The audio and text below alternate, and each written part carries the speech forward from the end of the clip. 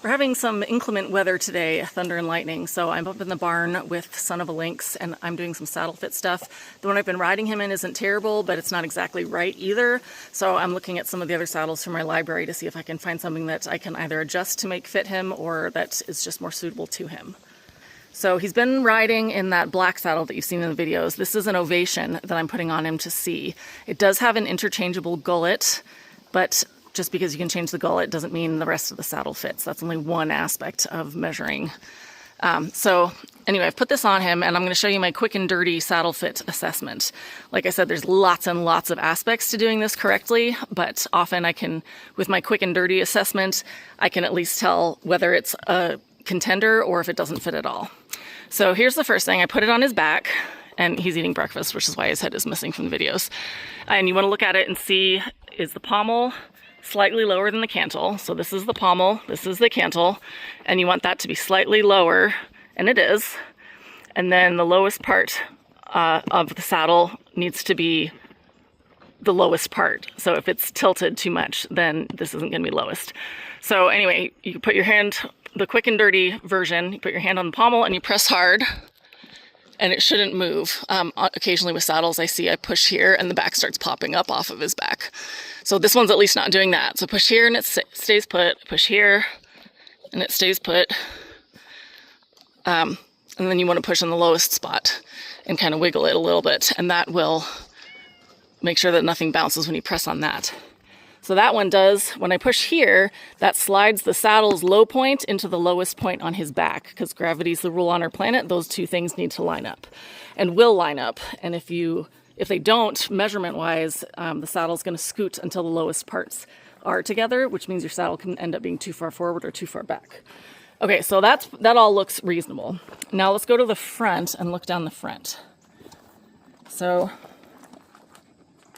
with this one, the quick and dirty version, I like to get 2 to 3 fingers in here between the pommel of the saddle and his withers. And I can get 3, it's a little tight, so I'm right about the right distance for that. So the height here is okay, we're getting good wither clearance. However, when you look at this, see the big gap he's got right here?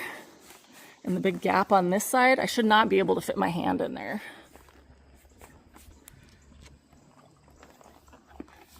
This should make full contact the whole way down if this angle is correct and matches his back. And on this saddle, that angle's not right because this part should be touching here. This should be touching that. And of course we're not. So that just automatically marks this off as not going to work. These angles here are really important because this is the load-bearing portion of the saddle. And you can sort of see, if you kind of look in here, this is where the tree points are.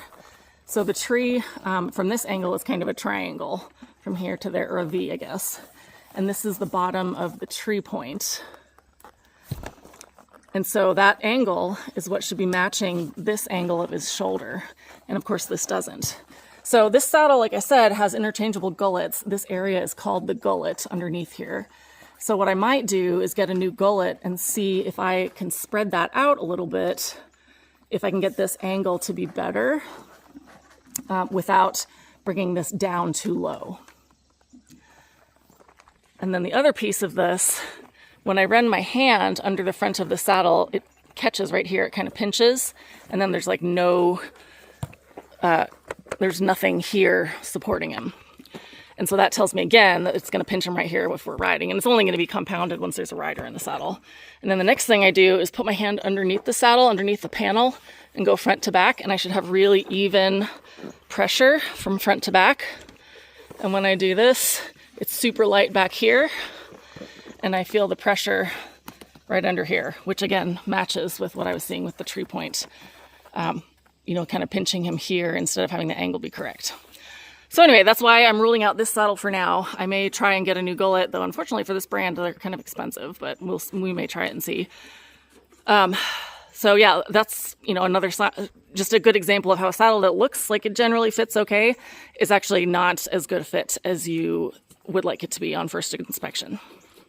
This saddle is High Boys, and I thought it was worth trying on him just to show you what a poor fitting saddle does. Oop, I want to go over and have a beverage. So I put this saddle on him, and it looks okay. The pommel is lower than the cantle. The middle is the lowest part. If I press on that, it's okay. If I press on that, it's okay. Now watch what happens when I press on this. Can you see how the whole thing kind of rocks? Oops. And he's walking away. Which is another example that he doesn't like it. And it's a little hard to see because it's dark in here, but we have the same problem with too much space here and too much space here. So that's a good example of what a poorly fitting one will do. And they don't all fit poorly in the same way, but this is an example of one way that it can't fit.